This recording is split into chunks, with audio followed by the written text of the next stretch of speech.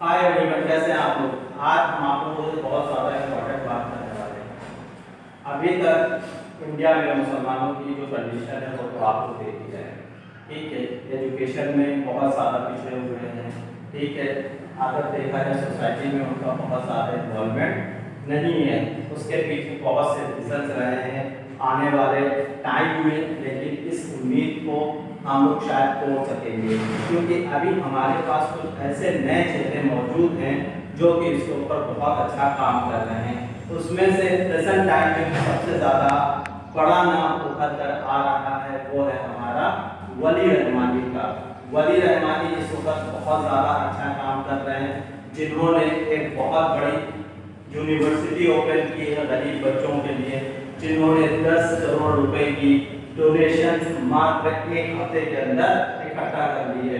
इसके अलावा दूसरा नाम जो हमारे सामने नजर आता है वो है मुनव्वर जमा साहब का। मुनव्वर जमा साहब इस वक्त मार्केट में इस वक्त मोटिवेशनल स्पीकर के रूप में बहुत बड़ा नाम है और बहुत अच्छा कर रहे हैं। वो अपनी स्पीचेस से लोगों को रुला देते हैं, लोगों की आंखों में आंसू आ जाते हैं, और वो भी सोसाइटी में एक बहुत बड़ा इनकलाबी काम कर रहे हैं। सोसाइटी के बच्चों को एजुकेशन की तरफ ले जाने का काम कर रहे हैं, जिससे आज हर एक इंसान, हर एक मुसलमान उनसे मुतासिर हो रहा है, और उस मुतासिर होने की वजह से वो बहुत ज़्यादा लोगों को इंस्पायर कर पा रहे हैं एजुकेशन की तरफ। इसी तरह से हमारे पास और भी बहुत से नाम हैं, जिसमें एक सबसे बड़ा नाम अभी इकरा मैम का आ रहा है, जिन्होंने अभी सांसद का इलेक्शन लड़ा था और जिन्होंने बहुत बड़े मतों से जीत हासिल की है। कैराना से उन्होंने लड़ा था और वहां से सांसद बनकर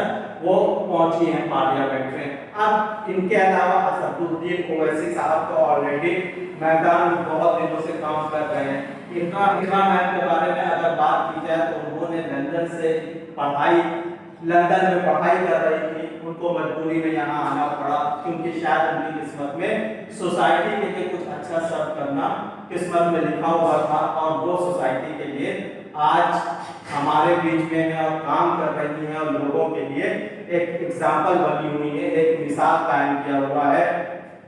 तो इसी तरह से और भी बहुत से मुसलमान बच्चों को और भी बहुत से मुसलमान लोगों को इसके ऊपर काम करने की ज़रूरत है, आगे आने की ज़रूरत है, क्योंकि हमारे पास बहुत सी फील्डें ऐसी हैं जहाँ पर कोई भी मुसलमान नज़र नहीं आता है और उसकी कोई भी अपनी परफॉर्मेंस, कोई भी अपनी कहा जाता है कि उनकी अपनी कोई इन्वॉल्वमेंट नज़र नहीं आती है। हमारे पास मुसलमानों के पास डॉक्टर्स नहीं है, इंजीनियर्स नहीं है, साइंटिस्ट नहीं है, हमारे पास लॉर्ड्स नहीं है, हमारे पास जज नहीं है, हमारे पास पार्लियामेंट में बैठने के लिए सांसद नहीं है। तो इन सब की बहुत ज़्यादा ज़रूरत है और इसके लिए हर मुसलमान को इसके ऊपर काम करना होगा। और इकरा हसन जैसे और भी बहुत से जितने भी मुसलमान इस वक्त फील्ड में आए हैं, जीते हैं, जिन्होंने जीत हासिल की है, मैक्सिमम मुसलमान काफ़ी एजुकेटेड हैं, अच्छी फैमिली से हैं, और वो उम्मीद है कि मुसलमानों के लिए बहुत अच्छा काम करेंगे और एक इनकलाबी कदम अपने कौम के लिए आगे बढ़ाएंगे।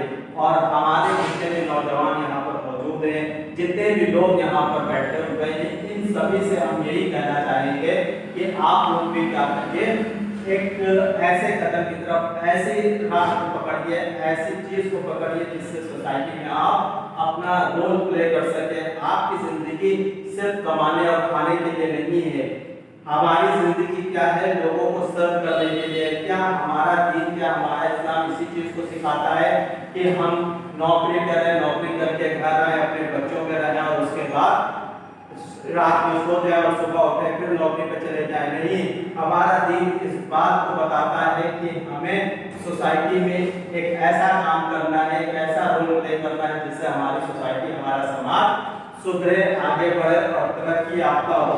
क्या आपने कभी इस बात के ऊपर गौर किया है कि हमारे हुजूर जनाब मोहम्मद रसूलुल्लाह सल्लल्लाहु अलैहि वसल्लम कि नमाज की बात की जाती है कि वो नमाज कितनी, आप नमाज कितनी अच्छी पढ़ते थे, आप तिलावत कितनी अच्छी करते थे? नहीं, आपके अखलाक की बात की जाती है, आपके जिंदगी गुजारने के तरीके की बात की जाती है, आप जिंदगी में किस तरह से लोगों के लिए इंस्पिरेशन बने उसकी बात की जाती है। लोगों की हेल्प किस तरह से की जाती है, लोगों के लिए अच्छा कैसे सोचा जाता है, आपको बर्दाश्त कैसे करना है, बर्दाश्त करते हुए सब्र करते हुए आगे कैसे बढ़ना है, लोगों को सही राह कैसे दिखानी है। हमारे हुजूर की इन्हीं सारी बातों की मिसालें दी जाती हैं, इन्हीं सारी बातों को लोगों के सामने रखा जाता है। क्यों रखा जाता है? क्योंकि जो ह्यूमैनिटी है यही सबसे बड़ा काम है और इसी को लेकर हमें आगे चलना है और लोगों के लिए बहुत बहुत बहुत ज़्यादा अच्छे कदम बढ़ाने हैं, जिससे हमारे देश में हमारा भी रोल उसी तरह से हो जैसे बाकी सारी कम्युनिटीज का है। उम्मीद है कि वीडियो आप लोगों को पसंद आएगा और इस वीडियो के जरिए आप लोग थोड़ा बहुत समझने की कोशिश करेंगे कि हमारा कहने का क्या मकसद है। आज के लिए हमें इजाजत दीजिए। Thank you very much.